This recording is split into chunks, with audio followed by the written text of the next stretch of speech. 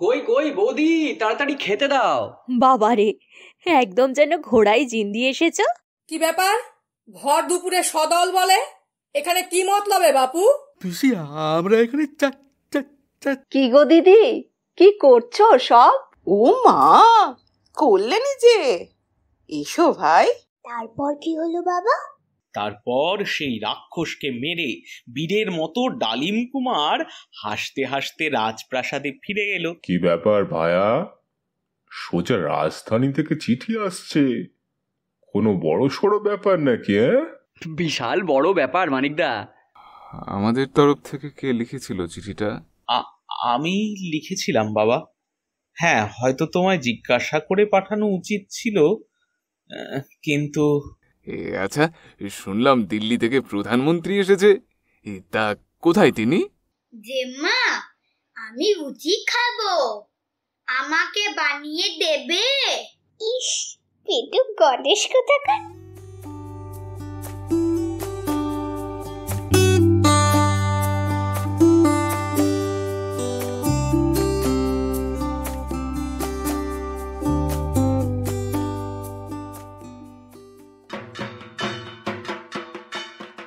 নমস্কার শ্রোতা বন্ধুরা, আমি শুভ স্বপ্না আরও একবার আপনাদের কাছে।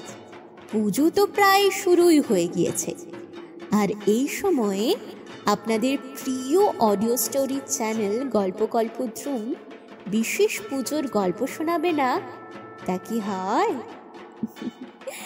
তাই আজ আপনাদের জন্য নিয়ে এসেছি পুজোর স্পেশাল দারুণ একটা গল্প, আজই শারদ প্রভাতে। গল্পটা শুনে কেমন লেগেছে সেটা কিন্তু অবশ্যই কমেন্ট বক্সে জানাতে হবে, কেমন? আর হ্যাঁ, ইউটিউব ছাড়াও স্পটিফাই এবং অ্যামাজন মিউজিক অ্যাপেও আমাদের চ্যানেলের নিত্য নতুন গল্পের উপস্থাপনা হচ্ছে। সেই সবের লিঙ্ক পেয়ে যাবেন ভিডিওর ডিসক্রিপশন বক্সে। অনেক বক বক করলাম, আর জ্বালাবো না, কথা দিচ্ছি। এবার আমিও আপনাদের পাশে চুপটি করে আজকের গল্পটি শুনব। চলুন চলুন, গল্প শোনা যাক।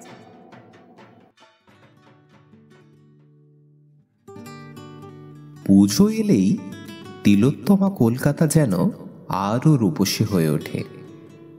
আলো, নতুন নতুন থিমের প্যান্ডেল, ঠাকুরের অভিনব সাজ, খাওয়া দাওয়া, উফ, সে কি হুল্লোড়! গ্রামের পুজো কিন্তু অন্য রকমের আনন্দ, ঠিক শিউলি ফুলের মতো। হইচই নেই, বরং আলতো করে আপন করে নেওয়া। পুজোর মাসখানেক আগে থেকেই বিভিন্ন রকমের কাজ শুরু হয়। এই যেমন দুপুরবেলা বাড়ির মা বউয়েরা নাড়ু, মুড়কি, চাল ভাজা, নিমকি ইত্যাদি বানায়। পুরুষ মণ্ডলী এক জায়গায় বসে পুজোর আয়োজন নিয়ে আলোচনা করে। ছেলে ছোকরারা নবমীর সন্ধে সাংস্কৃতিক অনুষ্ঠান এবং যাত্রা নাটক সংক্রান্ত প্ল্যানিং করে। মেয়েরা করে নাচ ও গানের রিহার্সাল। বাচ্চারা ঠাকুরতলায় খেলা করে আর থেকে থেকে প্রতিভা কারিগরদের প্রশ্ন করে অতিষ্ঠ করে তোলে। এই সব কিছুর চেয়ে আরও আবেগময় হল আপনজনের ঘরে ফেরার অপেক্ষা। কি মনে পড়ে যাচ্ছে নিজেদের শৈশব, কৈশোর কিংবা যৌবনের কথা? তা ঘুরে আসবেন নাকি? চলুন না, অসুবিধা কোথায়? এক্ষুনি আপনাদের হুশ করে কেমন নিয়ে যাই দেখুন তো। তাহলে রেডি? 1, 2, 3।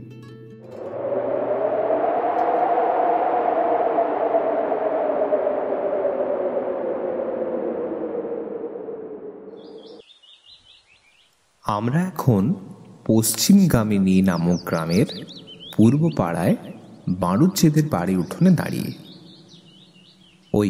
ওই যে আসছে বাড়ির ছোট ছেলে বিজয় ওরফে বিজু। সে বর্ধমান কলেজের 2য় বর্ষের ছাত্র। যদিও গতকালই কলেজে ছুটি পড়েছে, তবুও বাবু এখন ঢের ব্যস্ত। ওই শুনুন কি বলছে। কই কই কই বৌদি, তাড়াতাড়ি খেতে দাও। বাবারে, একদম যেন ঘোড়ায় জিন্দি এসেছ। আরে সেই রকমই ব্যাপার, বুঝলে তো। এই পটলা গোবিন্দ ওদের উপর দায়িত্ব দিয়ে এসেছি। কাজ তো করবে না, বরং একটা না একটা ঝামেলা বাঁধিয়ে বসে থাকবে। আরে তুমি ওইদিকে কি খুটখুট করছো বলো দেখি। বলছি দেরি হচ্ছে তো, দুটো ভাত বাড়তে কতক্ষণ লাগে? যখন তোমার কেউ ছিল না তখন ছিলাম আমি, এখন তোমার সব হয়েছে, পর হয়েছি আমি না। দাঁড়াও দিচ্ছি।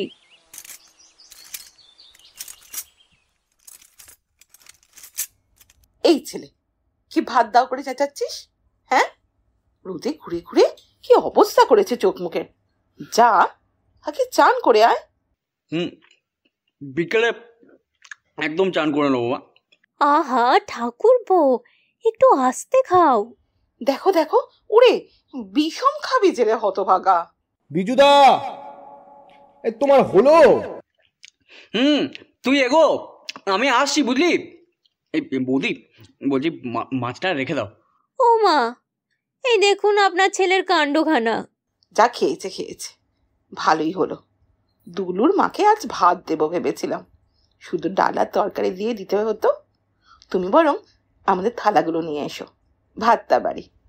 মা, বৌদি এলাম। বিজু শোন, যাওয়ার পথে সজল কাকাকে একবার বলে দিস তো আমি ডাকছি বাড়িতে। বেশ ঠিক আছে। সজল কাকা কি করবে মা? বারে নারকেলগুলো ছাড়াতে হবে না, নাড়ু হবে কি করে? ঘরের পুরুষ মানুষগুলোকে তো দেখেছ, তোমার শ্বশুরমশাই চণ্ডী মণ্ডপে বুড়োদের আসলে মিথ্যেই আছে। তোমার স্বামী তো ছুটির দিনেও স্কুলে গিয়েছে। আর এই বাবুকে তো দেখছো, নবমীর সন্ধ্যের যাত্রাপালা শেষ না হওয়া স্তক, তাকে দিয়ে কিচ্ছু হবে না। টকটা জব্বর রেঁধেছ বৌমা। এই গ্রামের রীতি নবমীর সন্ধ্যা শুরু হয় সাংস্কৃতিক অনুষ্ঠান দিয়ে। মানে ওই খুকু ও কাঠবিড়ালি কবিতা আবৃত্তি, ভারত আমার ভারতবর্ষ গান, এই রকম হরেক ডালিতে রকমারি সব উপস্থাপনা। আর সব কিছু শেষ হয় যাত্রাপালা দিয়ে। এই বিপুল যজ্ঞে আলপিন টু এলিফ্যান্ট সব দায়িত্ব গ্রামের যুবকদের। ওই যে বিজু ছুটল, ও হচ্ছে দলের সর্দার। আর লালটু যে হেঁকে গেল, সে হচ্ছে উপপ্রধান। এরা এখন কে কোন চরিত্রে অভিনয় করবে তা দেখে শুনে নেবে। আবার কিছু সময় পরে বেরোবে চাঁদা আদায় করতে। আগে বিজুও যেত, তবে এখন কিনা ও সিনিয়র হয়ে গিয়েছে, তাই চাঁদা আদায়ের কাজটা এখন জুনিয়ররাই সামলাচ্ছে। চলুন তো দেখি কেমন চাঁদা আদায় করে ওরা। ওই যে যাচ্ছে ওরা, আসুন ওদের পিছু নি। এই রে, মনে হচ্ছে পুঁটি পিসির ঘরের দিকেই যাচ্ছে। এবার কি কাণ্ড হয় শুনুন। কেন বলছি? পুঁটি পিসি যেমন কিপটে তেমনই চাঁদরেল প্রকৃতির মহিলা। ওই শুনুন পুঁটি পিসি কি বলছে। কি ব্যাপার? ভর দুপুরে সদল বলে, এখানে কি মতলবে বাপু? পিসি, আমরা এখানে কি তিনজনে মিলে এখানে চা খেতে এসেছিস? হতভাগা, আর ঘর নাই নাকি চা খেতে যাওয়ার? হ্যাঁ, আহা, তুই অমনি করছিস কেন রে? ছেলেগুলো সাধ করে একটু চাই তো খেতে চেয়েছে, তা দে না এক কাপ করে বানিয়ে। আর দাদুরা আয়, বস ভাই এখানে। হ্যাঁ রে পুটি, দুটি কলাই ভাজাও দিস ওদের হাতে। তোমারও বলিহারি যাই মা, এতেই হয় না আবার কলাই ভাজা? না গো পিসি, আমরা চা কলাই ভাজা খেতে আসিনি, চাঁদা নিতে এসেছি। ওরে বেটা, এদের চা থেকে সোজা চাঁদায় লাভ দেয়। বেরো বেরো বলছি ঘর থেকে। করে আর এখানে দাঁড়িয়ে গলা সারতে হবে না, মরকটের দল। এখান থেকে জলদি বিদায় হয়ে বটতলায় গিয়ে গাইবি, যা। ক টাকা চাঁদা রে দাদু? ও পুটি, ছেলেগুলো বছরকার দিনে এসেছে, দিয়ে দে না মা। কিরে, বললি না তো ভাই ক টাকা? ওই তো ঠাকুমা, তুমি আর ফোড়ন কেটো না তো মা। আর তুই কি পোপো করছিস? বললাম না বটতলায় গিয়ে সারেগামা গাইতে। ওখানে ঢের লোক বাস ধরতে আসে, তোদের গান শুনবে আর পয়সা দেবে। যা দূর হ হতচ্ছাড়া। পিসি, তাহলে অন্তত 50টা টাকা। গেলি এখান থেকে, 1 টাকাও দেব না। দূর হ, সব দূর হ।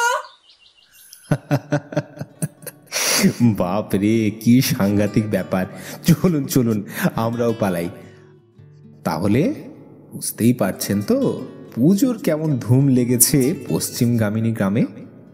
কেমন মিষ্টি একটা গন্ধ চারিদিকে। না না, শিউলির গন্ধ তো আছেই, কিন্তু এ হলো গুড় ফোটার গন্ধ। মানে মুড়কি আর নাড়ু বানানো হচ্ছে। কোন ঘরে যাই? সবার ঘরেই তো হবে। আচ্ছা, বিজুদের বাড়ির দিকে যাওয়া যাক। ওই তো কে যেন একজন ঢুকলো দেখি ওদের বাড়িতে। কি গো দিদি, কি করছো সব? ও মা, করলেনি যে? এসো ভাই, বসো। দাঁড়াও, আসনটা দি। আরে না না, আসন লাগবে না, এই তো বসছি এখানেই। শাশুড়ি বৌমাতে ভালোই আসর জমিয়েছ দেখছি। আচ্ছা বলেছ, আসরই বটে। আর আগেকার মতো অত পারি না। এই বৌমা এখন আছে তাই। এই দেখো না, নারকেল ছাড়িয়ে দেবে, তা ঘরে একটাও পুরুষ মানুষ নাই। আবার সজলকে ডেকে করালাম। এই নারকেল কুড়ে এখন খইটা বাচ্ছি। তাই তো, আমাদের ঘরেও একই অবস্থা। জেঠিমা তো তাও অনেক শক্ত মানুষ।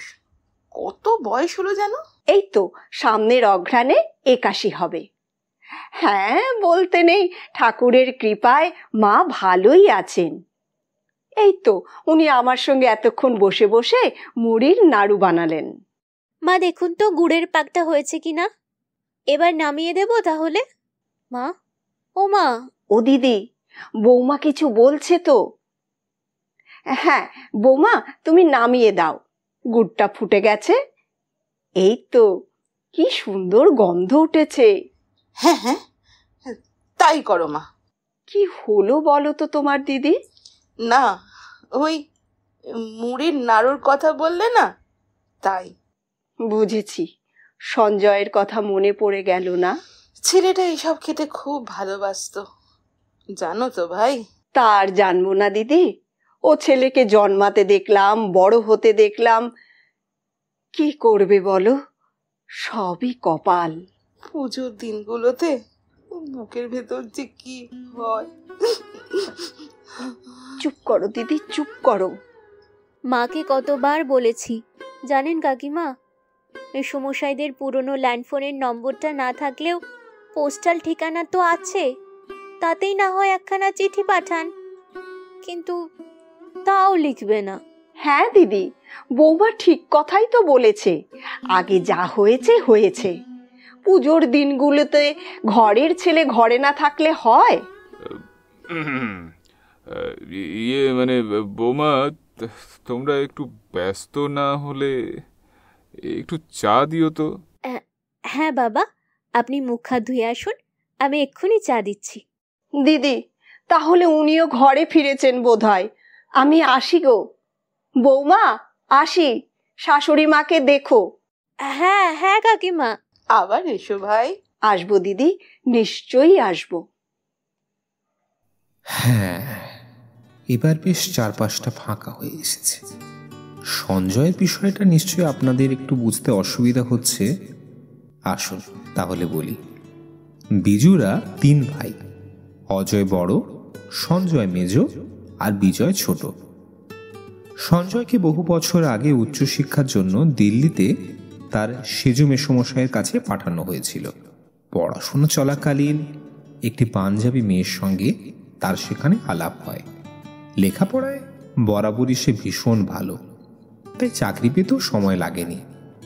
6 মাস পর চাকরি পাকাপাকি হতেই তারাও বিয়ে করার সিদ্ধান্ত নেয়। সঞ্জয় বাড়িতে জানায় মাসি মেশো দুজনেই আধুনিক মনস্ক, তাদের এ বিষয়ে কোনো অভিযোগ ছিল না। তাছাড়াও ওই মেয়েটিকেও তারা বড় হতে দেখেছেন। মেয়েটি শিক্ষিত, সুন্দরী, সুলক্ষণা। বাবা আর্মি অফিসার। কিন্তু সবিস্তারে বুঝিয়েও মাসি মেশো সঞ্জয়ের বাবা মাকে সেই সময় রাজি করাতে পারেননি। উল্টে পাকাপাকিভাবে তাদের সঙ্গেও সম্পর্ক ছেদ হয়ে যায়। এদিকে তরুণ রক্তের জেদ। অতএব সঞ্জয় প্রবাসেই নিজের জীবন সংসার শুরু করল। প্রতিবার পুজোর দিনে মেজ ছেলের জন্য মায়ের বুক ফাটে। সবই করতে হয়, কিন্তু কোনো কিছুতেই যেন মন লাগে না তার।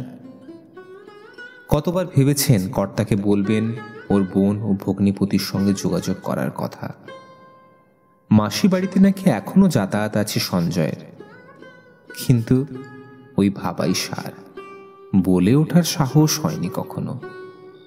এই দেখুন, আপনাদের সব কথা বলতে বলতে কখন বিকেল আর সন্ধে গড়িয়ে রাত হয়ে এলো। সবার খাওয়া দাওয়া শেষ। এখন যে যার ঘরে নিজেদের মতো সময় কাটাচ্ছে। বিজু একটা উপন্যাস নিয়ে পড়ে রয়েছে, ওর বাবা মা নিজেদের ঘরে ঘুমাচ্ছেন। না না, বাবা ঘুমিয়ে পড়েছেন। মায়ের দু চোখে ঘুমের পরিবর্তে অবিশ্রান্ত জলের ধারা। অন্যদিকে বড় ছেলে অজয় এখন ব্যস্ত তার 8 বছরের মেয়ে বাণীকে গল্প শোনাতে। তারপর কি হলো বাবা? তারপর সেই রাক্ষসকে মেরে বীরের মতো ডালিম কুমার হাসতে হাসতে রাজপ্রাসাদে ফিরে এলো। রাজা রানীর আনন্দ যেন আর ধরে না। কিন্তু আমি খুব রেগে যাচ্ছি। কত রাত হয়ে গেল, চারদিক নিঝুম হয়ে গেছে, আর তোর চোখে এখনো ঘুম নাই রে? হ্যাঁ, এখন তো ছুটি মা, কাল তো স্কুল যেতে হবে না। একটু শুনি না মা গল্প। হ্যাঁ হ্যাঁ, আরে বিশাখা, ছাড়ো না। নিয়মের বাধা তো সারা বছরই থাকে, এখন কটা দিন থাক না। ব্যাস, তবে আর কি, তোমরা বাপ বেটি মিলে রাত জেগে গল্প করো। আমি ঘুমালাম। আচ্ছা শোনো না, বলছি মাকে শাড়িটা দিয়েছো? মা কিছু বললো?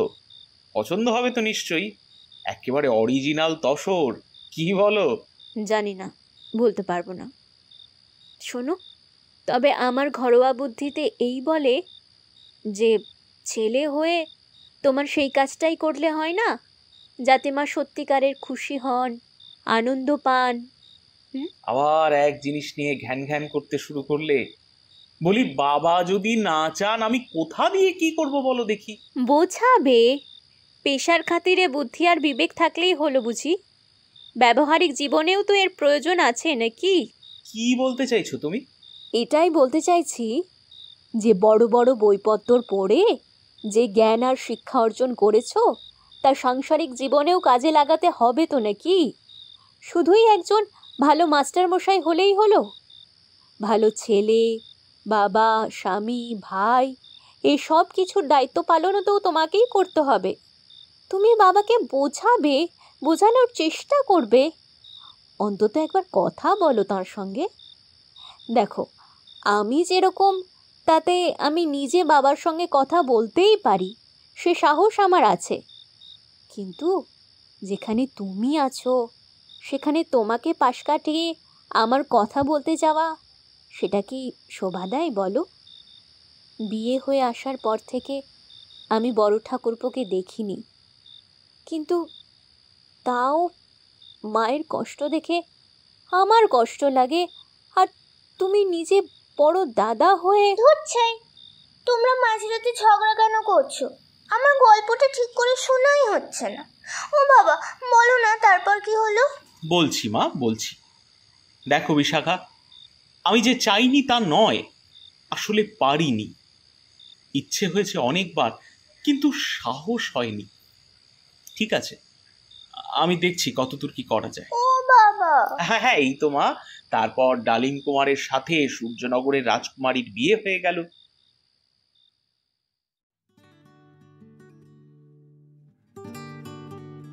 যে কোনো কঠিন কাজ করার পিছনে অন্য মানুষেরও যে একটা অনুপ্রেরণা লাগে সে তো আর মিথ্যে নয়। প্রদীপের সলতে উস্কে দেওয়ার জন্যেও একটা আঙুলের প্রয়োজন পড়ে।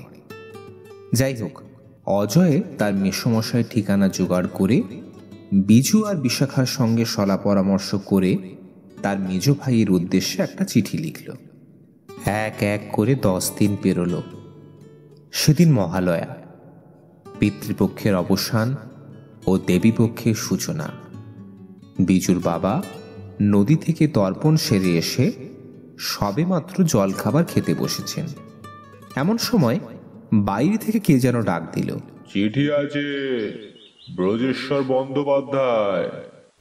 বিজু, একটু গিয়ে দেখো তো। হ্যাঁ বাবা।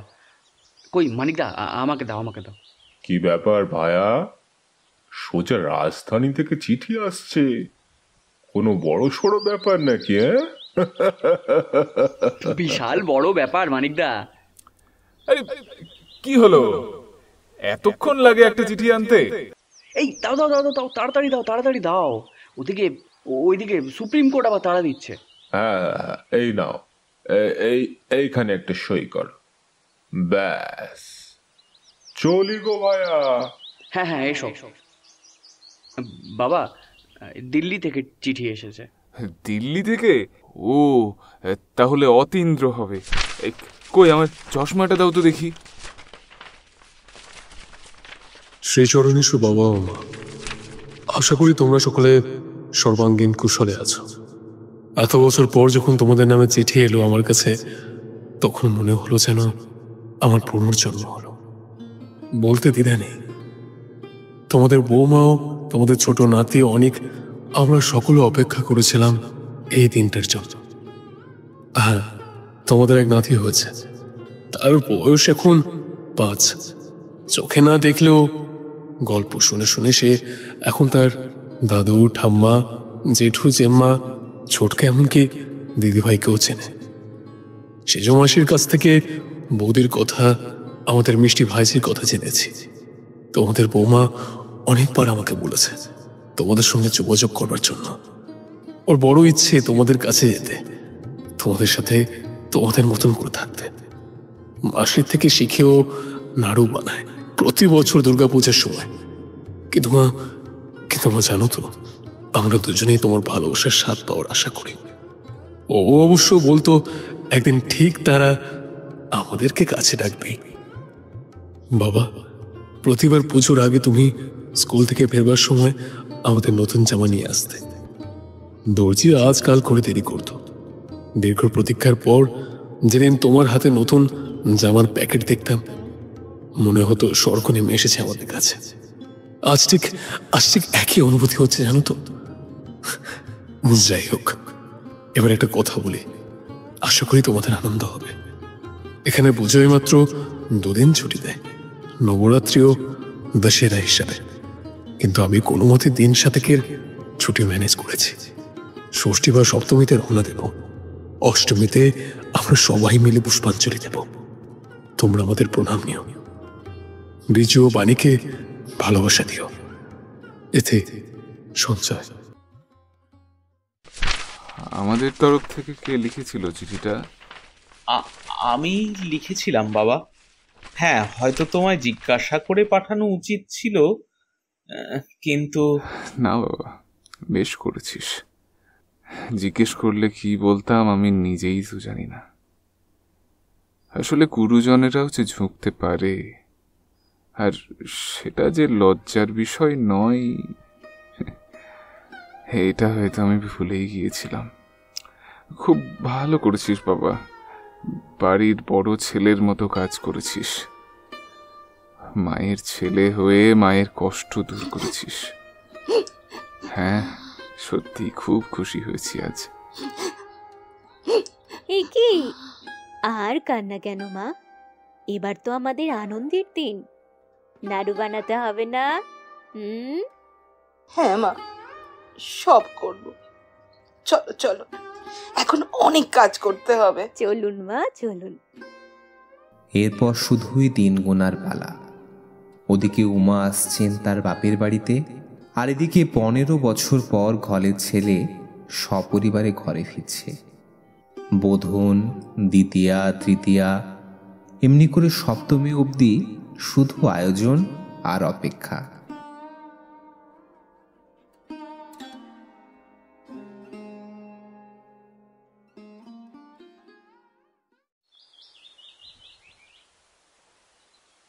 ও মা, এই শাড়িটা একবার দেখুন তো, এটা মেজোকে কেমন লাগবে বলুন তো? শুনেছি তো মেয়ে, ভারী ফর্সা, ভালোই লাগবে।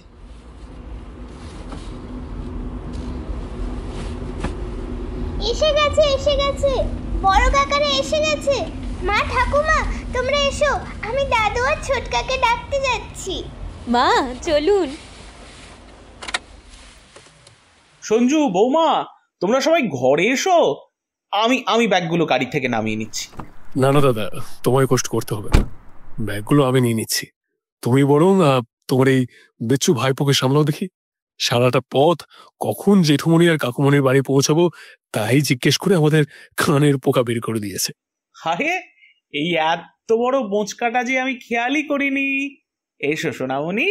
হ্যাঁ হ্যাঁ, এই দেখো, এটা কিন্তু শুধু জেঠুমনির নয়, তোমারও নিজের বাড়ি। কোথায় গেলে সব তোমরা? আরে দেখো দেখো কারা এসেছে।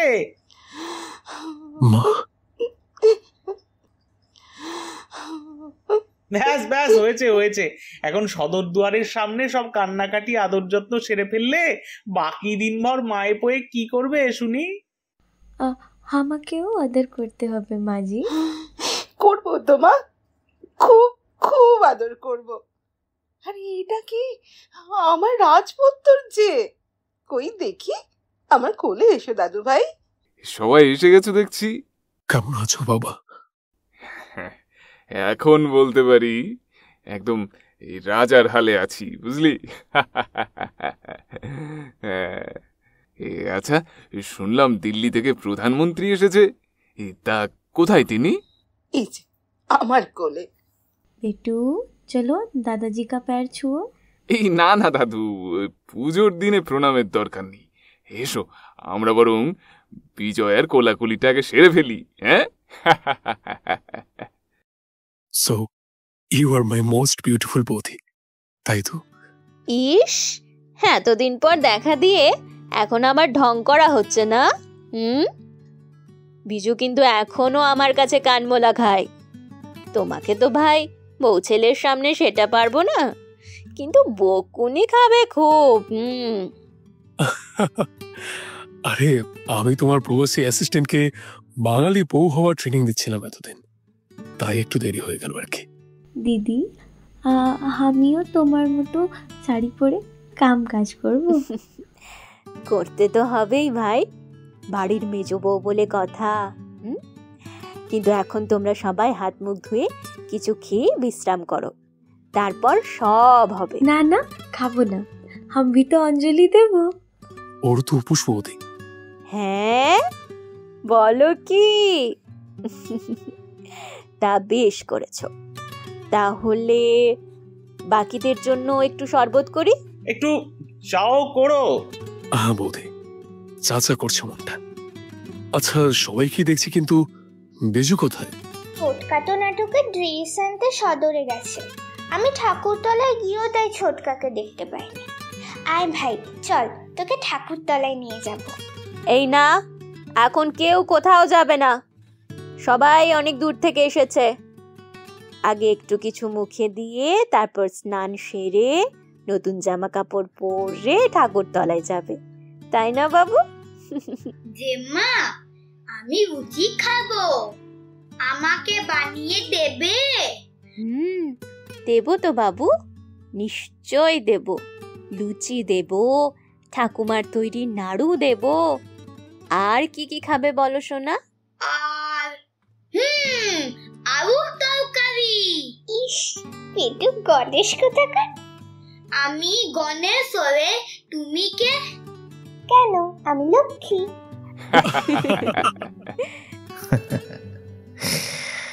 ব্যাস, আর কি, সব দুঃখ কষ্ট শেষে এবার শুধুই আনন্দের সূচনা। আজ শারদ প্রভাতে সব প্রবাসী মানুষ ঘরে ফিরেছে। বাড়ুজ্যে পরিবারে এখন চাঁদের হাট। ওদের মতো সবার পুজো এমনি হাসি খুশি আর আনন্দে কাটুক। দুগ্গা দুগ্গা।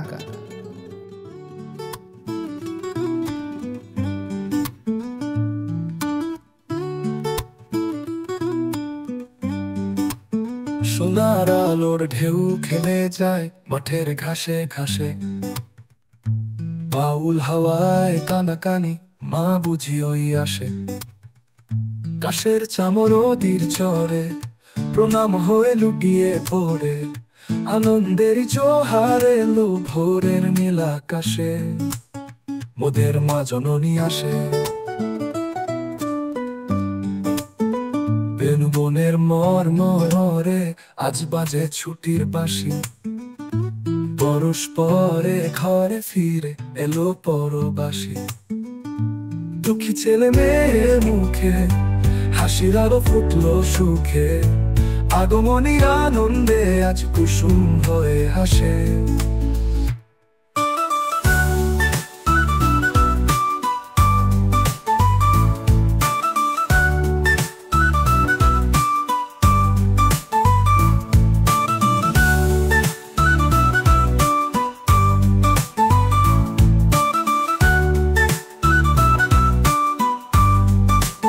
সোনার আলোর ঢেউ খেলে যায় মাঠের ঘাসে ঘাসে, বাউল হাওয়ায় কানাকানি মা বুঝি ওই আসে।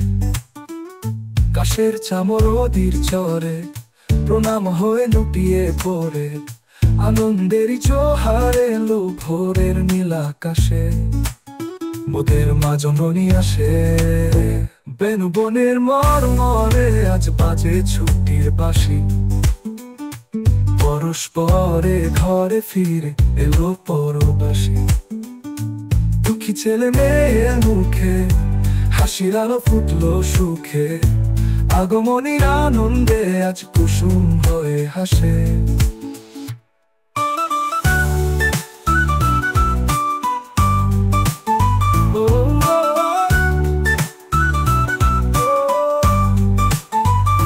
দুঃখী ছেলে মেয়ের মুখে হাসির আলো ফুটলো সুখে, আগমনীর আনন্দে আজ কুসুম হয়ে হাসে হাসে। দুঃখী ছেলে মেয়ের মুখে হাসির আলো ফুটলো সুখে, আগমনীর আনন্দে আজ কুসুম হয়ে হাসে। শুভস্বপ্না মুখোপাধ্যায়ের কলমে শুনলেন আজকে পুজো স্পেশাল বিশেষ গল্প আজই শারদ প্রভাতে। বিভিন্ন চরিত্রে যারা অভিনয় করছে তাদের নাম হলো: বিজুর চরিত্রে রয়েছে দেবায়ন, অজয়ের চরিত্রে কুশল, বড় বউয়ের চরিত্রে শুভস্বপ্না, বাণীর চরিত্রে অনুষ্কা, সঞ্জয়ের চরিত্রে কুমারজিৎ, মেজ বউয়ের চরিত্রে প্রজ্ঞা, অনিকের চরিত্রে বিভান, বিজুর মায়ের চরিত্রে সুপ্রীতি, বিজুর বাবার চরিত্রে অমিত, পুটু পিসির চরিত্রে পলি, পুটু পিসির মায়ের চরিত্রে মায়া, কল্যাণীর চরিত্রে কাকলি, পোস্টম্যানের চরিত্রে সাম্য, কাজলের চরিত্রে সৌরভ এবং লালটুর চরিত্রে শুভদীপ। গল্প কথক ও সামগ্রিক পরিচালনায় ছিলাম আমি, সাম্য। সকলের পুজো খুব খুব ভালো কাটুক। সবাইকে জানাই শারদ উৎসবের আন্তরিক প্রীতি ও শুভেচ্ছা। ভালো থাকবেন এবং অবশ্যই শুনতে থাকবেন গল্প কল্পদ্রুম চ্যানেলের নতুন নতুন উপস্থাপনা।